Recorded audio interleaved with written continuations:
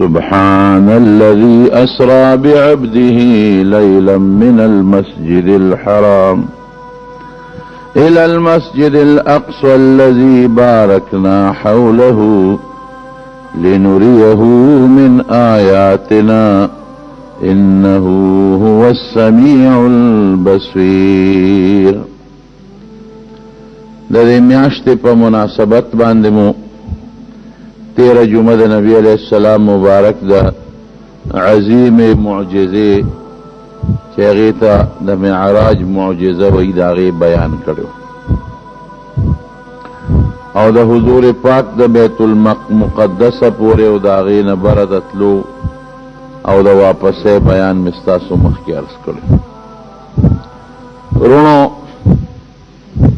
نبی علیہ السلام مبارک په دغه سفر کې ډېر ناشنا څیزونه لیدلي دي او قرآن شریف کې الله فرمایي چې موږ دې دپاره بوته لنوریه من آیاتنا چې موږ ورته خپلې غټې غټې نښې او خپل قدرتونه وښایو. رسول الله صلی الله علیه وسلم فرمایي چې دا معراج یو ځل نه دی شوی ښه، دا د ویښې معراج یو ځل شوی دی او منامي د خوبونو معراج هغه بار بار شوی دی. خدا یاد وساتئ چې زمون خوب او د پیغمبر خوب کې فرق دی. زمون خوب دلیل نه دی، حجت نه دی شرعاً، او د پیغمبر خوب وحی د هغه شرعي حجت دی. نو د مارونو دا یو کرت نه بار بار شوی دی، څه یقظتن او څه منامن. نبی کریم صلی الله علیه وسلم فرمایي چې ما ته الله ډېر څیزونه وښول. جبریل علیه السلام او میکائیل علیه السلام را سره دي. یو سړی م ولیده چې په ځمکه باندې پروت دی او بل یو سړی کاڼ اوچتوي او د ده دا سر پیولي او چې د دې سړي دا سر ولګي دا سر یې چپړې شي او دا کاڼې وتمبېږي لرې لاړ شي. دا سړی لاړ شي او هغه کاڼې راخلي، خو چې د ده دې سر ته را نږدې شي نو دا سر یې جوړ شوي وي، بیا یې ولي دا سر یې چپړې شي او دې چغې وباسي، دا کاڼې بیا وتمبېږي او بیا هغه کاڼې پسې لاړ شي چې کاڼې راوړي د ده سر بیا ټیک شوي بیا یې ولي. ډېر رحم مې پرې راغی چې دا څوک دی، دا غریب خو په ډېر لوی عذاب کې مبتلا دی. وی ما ته وی چې مخکې ځه، وی مخکې لاړم د وینو سور دریاب دی، تک سور خوټ کېږي او یو سړی په دې منځ کې ولاړ دی. سړی کوشش کوي راځي د دریاب غاړې له، د دې دریاب په غاړه بل یو سړی دی او هغه سره د کاڼو یو لوی ډېرې پروت دی. دا سړی دا کاڼې راوالي او په دریاب کې چې کم کس دی هغه پې په داخل ولي او داسې سخت ولګي چې شیشناک اواز غزار یې د په دې خوله کې داسې ولګي چې دی د دې غاړې نه د دریاب دې منځ ته ورسي.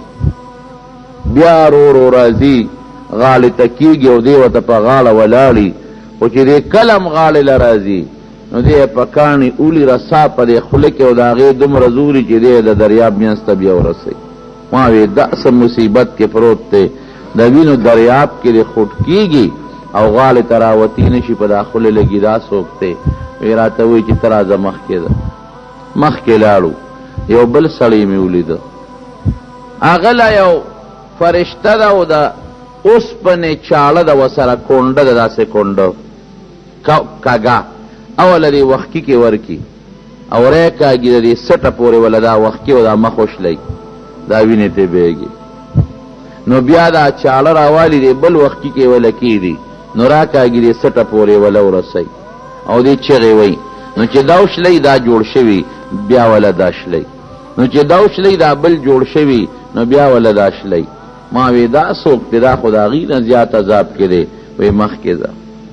وی مخکې بوتلم، یو تنور غوندې غار دی، سر یې تنګ دی او ویښې کولو دی او په هغې کې بربند سړي او بربندې ښځې دي او اور پکې بلیږي. وی دا اور د لاندې نه لمبو کې نو دا بربند خزه او سړی دی د تنور دی خولې له د غار دی خولې له ورسی وی زه وایم چې بس را پریوزي ته خو بیا د اور لمبه سړه شي او دی ویخله لاړ شي بیا د قصر اوچت شي او بیا ویخله دی ما وی دا بے شرم بربند سړی خزه دا څوک دی وی راته وی چې مخکې ده وی مخکې مې داسې خلک ولیدل چې د هغې د تانبې په شان تیره نوکانو او دا مخې دا خارخت پې لګېدلی دی نو دی په هغه نوکانو لګیا دی دا خپل مخ ګرئ او دا وینې ونه ونه تې بیږي لږ مخکې چې لاړم ما دا څوک دی وی راځه مخکې ده وی مخکې چې لاړم سخا غوښه پرته ده د چینجو ډکه او سخا بین تی دی ما ته پوزه پټه کړه دومره سخا بین کوي او یو سړی ناست دی او بل سړی ورته ولاړ دی دا ولاړ سړی دی ناست له غزار ورکوي چې شابه دا غوښه خوره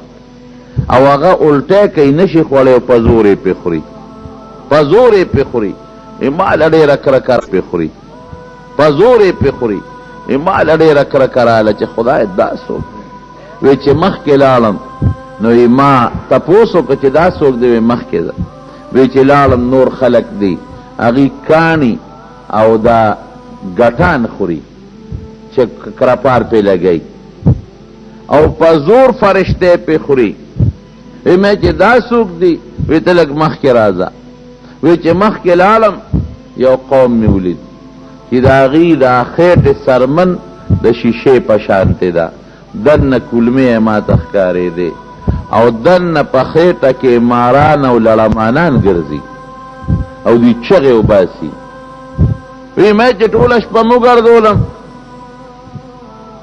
دا تاسو ما ته چې وښول دا څوک دی وی ما ته وی چې هغه ړومبې کم سړی ته ولید چې هغه په کاڼي وله سر چیپړې کو او بیا به جوړېده او بیا به یې وهه دا هغه انسان دی چې خدای وله ښکلی قرآن شریف ورکړي او دی هغه د قرآن شریف تلاوت نه کوي دا هغه انسان دی دی د قبر عذاب دی چې قبر ته لاړ شي دقه به عذابي نو که په دې عذاب د ګناه نه خلاص شو ښه پخه یعنې خیرت کې به وله الله نوره سزا هم ورکړي دا بل سړی چې تولید چې دا وخت کې به یې وله شله و جوړېده به دا دروغجن دی چې په دنیا کې به دروغ وی او دی له به دروغ وی چې زمانه دا دروغ نقل شي پراپیګنډي چې ورته وایي د دروغو پراپیګنډې کوي نو یو ته نقل کوي بل ته نقل کوي دروغ وایي دا اقا سړی دی چې دنیا کې به دروغ دی له وی چې دا دروغ ما نه خلک خواره کړي او ګوټ ګوټ ته ورسي نو دا هغه دروغجن دی د قبر سزا ده نو که په دې سزا د ګناه نه خلاص شو ښه پخه او که په دې خلاص نه شو نو بیا به وله خدای په آخرت کې له دې نه نوره سزا ورکړي دریم چې تا هغه بل کس ولید چې هغه د سرو وینو په دریاب کې دی دا سودخور دی سودخور دنیا کې چې کم سړی سود کوي او سود خوري د قبر عذاب به دی چې مړ شي دقه عذاب شروع شو که په دې عذاب یې ګناه ورجېده ښه پخه او کنی خیرت کې به الله را دې نه سخته ورکوي وی تا هغه بل قوم چې ولید چې هغه د تنور په شان غارو او پکې اور بلیده او دی پکې بربند سوځېدل دا زناکار سړی او زناکارې ښځې دی دنیا کې چې چا زناکاري بدعملي کړې ده که سړی دی او که ښځې د قبر عذاب یې دغه دی او دی د قبر عذاب تا ته وښو الله او چې قیامت شي که دا ګناه ورجېده په دې عذاب خو ډېره ښه ده که ونه رجېده بیا به وله الله نوره سزا ورکړي وی هغه بل قوم چې تولید چې د تانبې نوکانې او مخ یې پې ګرو او وینې ونه تې بهېدل دا هغه انسان دی چې پردي غیبتونه کوي دنیا کې دا هغه انسان دی چې دا د تانبې دا نوکانې او دا مخ پیشو کوي چې هغه انسان دی چې سوالګری دی په دنیا کې پیسه ورسره شته دولت ورسره شته او بیا هم دی لګیا دی سوالونه کوي دې لپاره سوال کوي چې ځان له پیسه ډېره کړي او دا بل کس چې تولید چې دا مرداره غوښه یې پې خوړه او دا چینجو ډکه دا هغه خلک دي چې غیبتونه کوي غیبت خطرناک او شدید ګناه نو دا قبر عذاب بیدی چې په زور به پې د چینجو ډکه مرداره غوښه خوري. او هغه بل کس چې تولیده چې کاڼي خوړل په زور یې پې خوړل، دا هغه واعظان دي چې خلکو ته نصیحتونه وعظونه کوي خو دروغ وایي، رښتیا نه وایي. یو هغه واعظ دی چې هغه رښتیا خبرې کوي، د قرآن شریف او حدیث بیانوي، یا واقعات د پیغمبرانو د نیکانو بیانوي. او دا هغه واعظان دي چې په وعظ کې دروغ وایي چې خلک ما ته را متوجه شي او خلک میزت وکړي. دا هغه دروغجن واعظان، دا د دوی د قبر عذابونه دي. الله دې مساتي. حضور پاک فرمایي وی ما ته خدای پاک بره په اووم اسمان کې یو کوټه وښوله، بیت المعمور ورته وایي. هغې کې فرشتې عبادت کوي، لکه څنګه چې په مخ د ځمکه زمونږ د عبادت ځای دی چې بیت الله ورته وایي، د فرشتو د عبادت ځای په اووم اسمان کې بیت المعمور دی. وی روزانه په هغې کې 80,000 فرشتې عبادت کوي، او چې کومې فرشتې پکې یو ځل عبادت وکړو تر قیامته پورې د هغې نمبر به رانشي. او بره مې د الله داسې یو ځای ولید لوح محفوظ چې هغې کې قلمان لګي او کشار کې د ټکار خطا. ما وی داسې دی؟ وی دا د انسان تقدیرات دلته لیکلي کېږي او د خدای احکامات او خبرې دلته کې لیکلي کېږي. حضور پاک فرمایي وی جنتونو ته بوتلم، جنتونه مې ولیدل.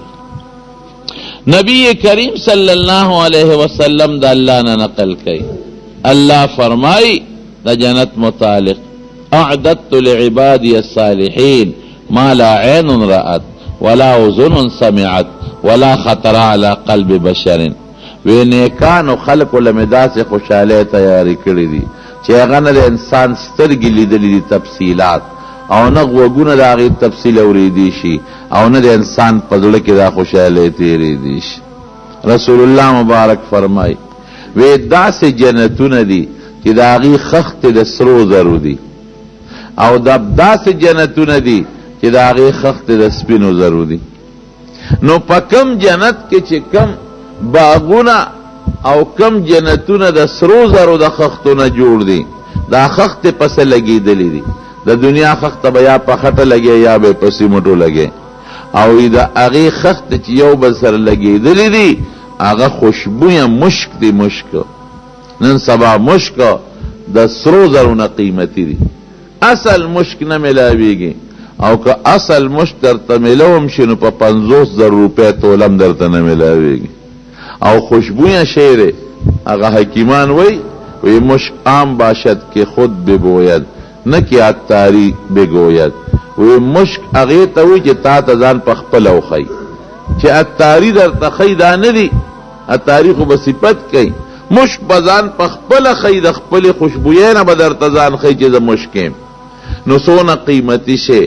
نو یو خښته د سرو بله د سرو، او په منځ کې به مشک لګېدلي چې هغه به خوشبویي کوي، دیوالونو نه به هم خوشبویي دي.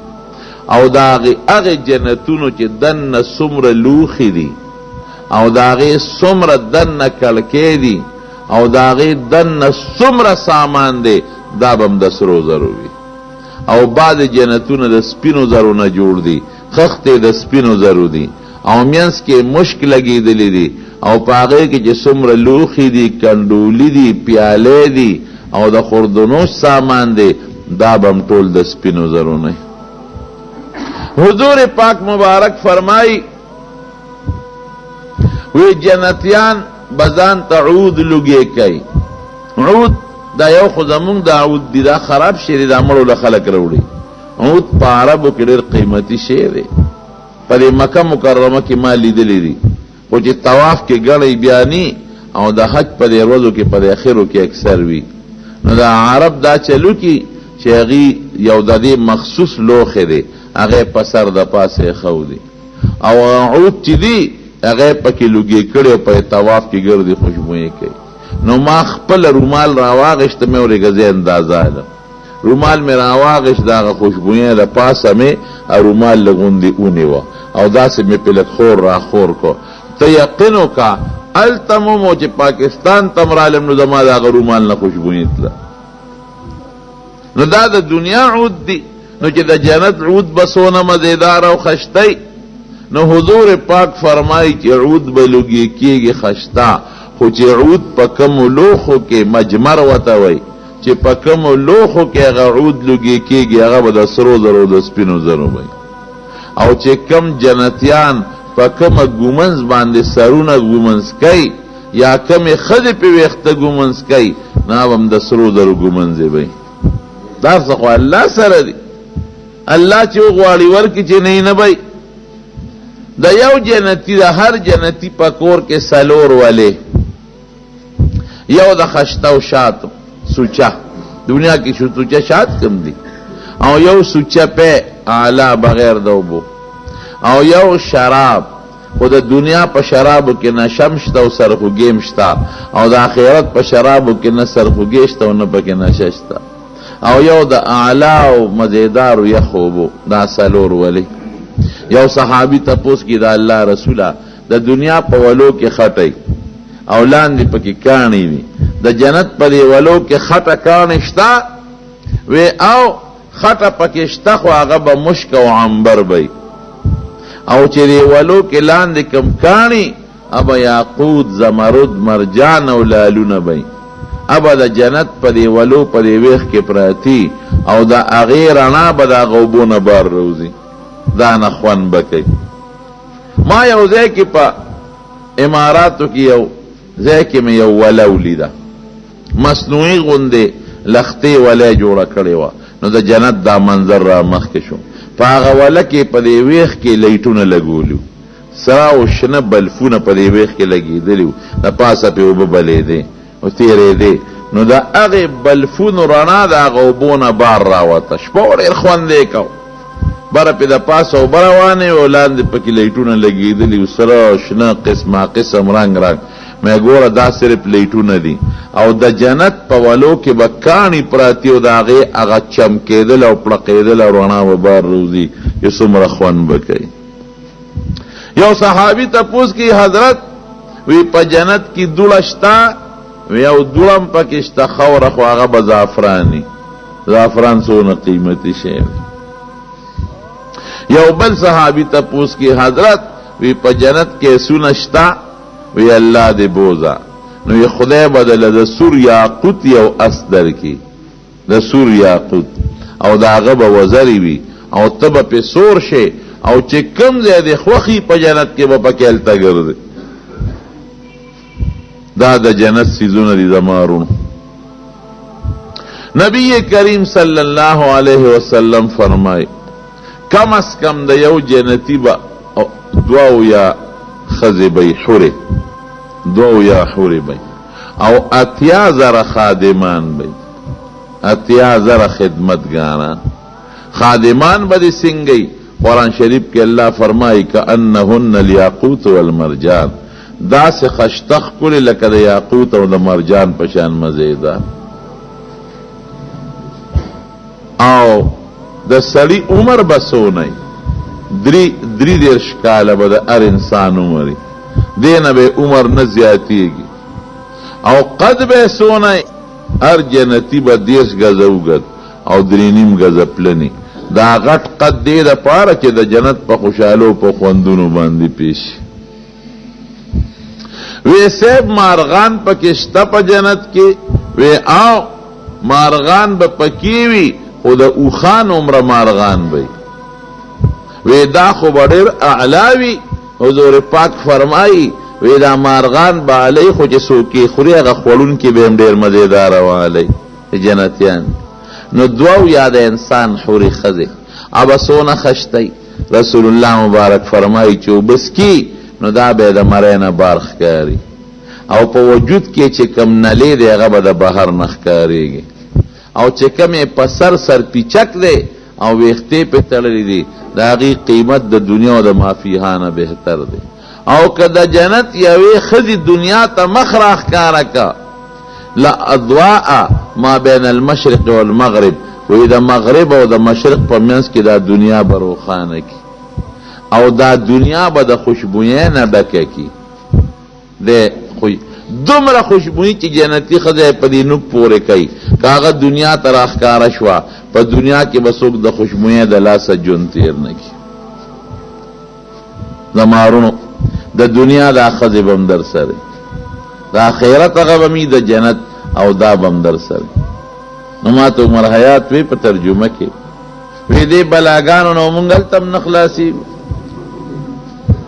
مې دا بالته بلاګانې ني دا به د جنت د ښځو سردارانې وی د ټولو حورو سردارانې به دا د دنیا ښځې وی هلته به د ښځو او د بنو په منځ کې جګړې ني او د سړو منځ کې به هم جګړې ني. قلوبهم كقلب رجل واحد لکه د یو سړي زړه چې څنګه وي دقسې به نه به یو بل سره اختلافي نه به بغض او حسدي او نه به جګړې به دا شی به نه. ډوډۍ به خلک خوري خوراکونه خو د خوند دپاره به یې خوري. ګورې د لوږه نشته چې سړی وږي شي ښه چې لوږه نشته نو ډوډۍ سره خوري او میوه د خوند دپاره. بعضې وخت کې سړی موړ او میوه خوري او تږي کېږي به نه نو بیا اوبه او دا مشروبات پسې دپاره څکي دا د لذت دپاره. لکه بعضې وخت سړی تږي نه شربت څکي. جامې به هم پکې میلاویږي جامې به یې د ریخمو اعلی نري ریخم او غټ ریخم چې د چا څنګه خوښي. درزي پکې نشته او نه د کپړو دکان مارکیټ شته. د انارو د بوټي په شان انار وی دی به انار روشو کوي چې په منځ یې مات کې خشته جوړه به ترې روزي او د هر انسان د کچ جوړه وی دی به یې واغوندي. جامې به نه خیرنېږي د خوند دپاره به خلک جامې بدلوي او اغوندي به. زمارو جنت کې یو بازار به لګي هغه بازار کې به جنتیان یو بل سره ملاقات کوي. د چا مرتبه لاندې ده او د چا پورته ده. حضور پاک فرمایي وی داسې به وي لکه ته چې په اسمان کې د ستوري وینې دقسې د جنتیانو مرتبې به د یو بل نه لرې وي. څوک به لاندې مرتبه کې د چا به هغه ستوري پړقېږي دا به د هغه جنتي د چا هغه بل ستوري پړقېږي دا ستوري تا ته خو رکوټې ښکاري خو دا رکوټې نه دی دا دنیا د ټولو نه رکوټې ستوري دی. دا تا ته چې دا پوټینې د شینولي په شان دا ستوري ښکاري دا بعضې له دې دنیا په لس چنده او شل چنده غټ دي. دقسې دا جنتیان به درته د ستورو په شان پړقېدلې ښکاري. څوک به لاندې مرتبه کې څوک په بره خو خرابه مرتبه د چا به هم ني او الله به داسې صبر ورکړي چې د چا مرتبه لاندې د هغه ته به دا خپل ځان د ټولو نه غوره ښکاري. ابه دا نه غواړي چې د هغه په شانتې شم. په کټ کې به ناستې میوې ته به د زړو شي د خولې له به دې راشي وجنل جنتین دان او چې کله میوه روشو کې اسخا پکې نشته ګنده پکې نشته انزل پکې نشته ابه وخورې او چې د روشو کوله د هغې په ځای فورا بله زرغونه شي او چې د روشو کوله د هغې په ځای فورا بله زرغونه شي. نه پکې راکوټ او د سمات شته او نه لوی نه د خولې لاړه شته او نه د پوزې ګن او نه پکې خیرې شته. خلک به لامبي خو د خوند دپاره به لامبي. خیرې په جنت کې نشته او نه سړی وجود خیرنېږي او خوله به لکه د خوشبویه مشکو عنبرو په شان خوشبویي کوي او چې خوراکو کې یو اګرمي به وکړي به ښه اګرمي به ني او ښکلې خوشبویي وکړي بیا به د شوق پیدا شي. او په درستخان کې درته کومې مشروبات پراتی درستخان به ولګي خلک به پې ډوډۍ خوري نو په هغې چې مشروباتي ابه بند سیل بند لکه اوس هم دا شربتونه او سیل بند. رحیق مختوم تسنیم قرآن شریف کې الله فرمای او ختامه مسک هغې چې کوم مهر دی به هم د مشکو وي ګنده به ني لکه د دنیا بوتل چې لاس کلاوې لاس دې تور شي نو زر یې په کپړه پاک کې نه هغه چې ته کلاوې سیل ماته لاس نه خوشبویي به دي. ایرونو په دې آیت به درته خلاصه کم چې قرآن شریف کې الله فرمایي وی نزلا من غفور الرحیم، التبا هر وخت میلمه. دنیا کې د کور ډوډۍ یو شانتی د میلمستیا جوړي، میلمه له خلک خشي تیاری کنه، نو په جنت کې بسړي هر وخت میلمه، او د چا میلمه وي؟ د رب العالمین. نو چې میلمه او د الله میلمه، نو تخپل اندازه بیا لګاو چې الله به څه درکړي. نو په دغه بازارونو کې به د جنتیانو یو بل سره ملاقات کیږي، غټې مرتبه والا او لاندې مرتبه والا یو بل سره ملاویږي، او یو بل سره به ګپ او شک شپ لګي، خوشاله وي. د حورو بزان لده ټنګ ټکور دی بی، دا دنیا ټنګ ټکور نه ګوري، را غونډیږي به او یو بل سره به سندرې وي. نحن الخالدات فلا نبیدو، مونږ خو همیشه ژوند دی او مونږ له زړېدل نشته دی. نحن الناعمات فلا نبأس، مونږ څونه خشته ښکلي یو او مونږ باندې څه تکلیف به نه راځي، نم لاسونه چې پړېږي او نم مخ چې پړېږي او نه بوډاوالی راځي. طوبى لمن کان لنا وکنا له، هغه خلک څه خشته دي چې مونږ د هغوی دپاره یو، هغوی زمونږ دپاره دي. خوشحاله به یو بل سره ښکلی ژوند به تېروي. حضور پاک فرمایي یو جنتي په کور کې به یو ملغلره وي، ډډه ملغلره یوه، او 80 میله کې به دا ملغلره 80 میله کې، او د دې ملغلرې په یو ګوټ کې چې کم خلک اوسېږي د بل ګوټ خلکو نه بني خبر چې هلته څوک اوسېږي. ته وایې دا دومره مې هورې دي او دومره ښځې په جنت کې، نو طاقت به مې وي که نه؟ نو د یو جنتي طاقت د دنیا د 100 ځوانانو برابر دی. او چې کمې ښځې دي عربا اترابا، دا به ستا همزولې به په عمر کې به دنه مشرې نه، همزولې به دي. او د خپلې بیبي سره به سړی هر وخت داسې وي لکه دنیا کې چې سړی وادو کې او د واده ړومبۍ شپې وي. دا د انسان ښکلی ژوند. او څوک به پردی ښځې ته نه پسخېږي، او نه به یو ښځه پردي خاوند ته پسخېږي. وروڼو په دنیا کې چې کم نعمت څوک ګټل غواړي نو ملاویږي. بعضې خلک یې حاصل کړي. یو سړی وي ډاکټر جوړېږم نو ډېر ډاکټران جوړ شوي، یو سړی وي انجینیر جوړېږم ډېر شته، یو سړی وي عالم جوړېږم نو عالمان ډېر شته جوړېږي، وزیر جوړېږم نو ډېر خلک وزیران هم دي، یاره بادشاه به جوړېږم نو ډېر خلک بادشاه ته هم رسېدلی، یاره کارخانه نو ډېرو خلکو کارخانې هم شته. د دنیا دا ټول نعمتونه چې څومره دي که یو سړی حاصلی نو که ټول نه یو کس ته هغه شی میلو شي. لیکن که دنیا کې یو سړی دا غواړي چې زما دا رنګ او شکل دی بدل شي، دا نشي بدلولی ځان. دا د امریکې صدر هم ځان نه نشي بدلولی چې زما دا شکل دی بدل شي، او زما دا پوز او غوږونه دی بدل شي، او زما دا رنګ دی بدل شي. عارضي به بدل شي خو بیا به هغسې شي. او په دنیا کې رسول الله مبارک فرمایي په آخرت کې به بازاري، پای کې به شکلونه لګېدلي، جنتیان به پې چکرې لګوي. د یو سړي به یو شکل خوښ شي، دی به پکې ورننوځي، هغه شکل به جوړ شي. نو شکل هم ستا په خوښه او رنګ هم ستا په خوښه. وفرش مرفوع قرآن شریف کې الله فرمایي.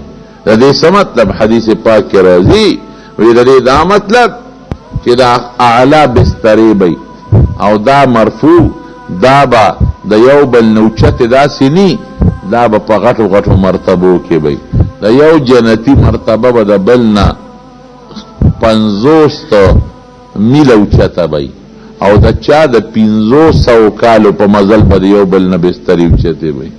دا جنتیان به د دې ټولو جنتونو د پاسې یو جنت دی، هغې ته جنت الفردوس وایي. او چې په جنتونو کې څومره ولې بیږي، دا ټول د هغه جنت الفردوس نه پکې روانې دي او هغه پکې بیږي. او دا ولې د هر جنتي کور ته رسېدلي دي. نبی علیہ السلام مبارک فرمایي د ټولو نه ادنا جنتي به څوک وي؟ لاندې جنتي وی دا به یو ګناهګار سړی وي، الله به د جهنم نه وباسي، ګناهونه به ته الله په جهنم کې ورځي. وبخود نه گناہونه وته الله په جهنم کې ورځي نو پروردگار به د جهنم نو بس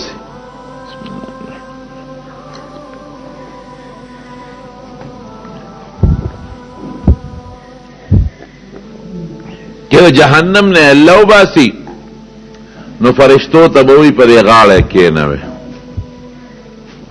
نو چه دے دوزخ تو گوری دے وی الحمدللہ اللذی انجانی من کے